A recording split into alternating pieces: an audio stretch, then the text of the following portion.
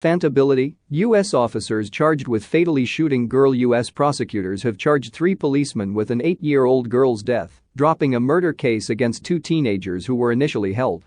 The officers opened fire on a vehicle outside a high school football game near Philadelphia on 27 August 2021 after hearing gunshots a block away.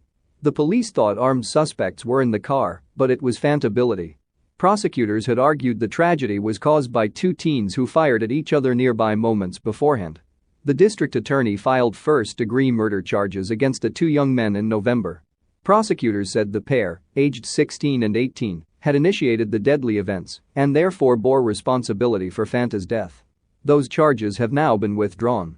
Instead, Sharon Hill police officers Devon Smith, Patrick Dolan, and Brian James Devaney are facing charges of voluntary manslaughter, involuntary manslaughter and reckless endangerment. According to the Philadelphia Inquirer, the officers had been monitoring the crowd when they heard the gunfire about 140 feet (42 meters) away and turned to see a car heading towards them. The policemen fired 25 bullets, striking 4 people including Fanta and her 12-year-old sister. The girl died in her mother's arms. "We are now sure beyond a reasonable doubt that the officers not only shot but killed Fanta Bility, but they also wounded 3 other young people," Delaware County District Attorney Jack Stollsteimer told CBS News.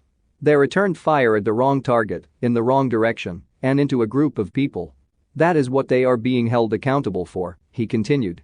Mr. Stollsteimer said his office had been aware since September that the fatal bullets were fired by officers.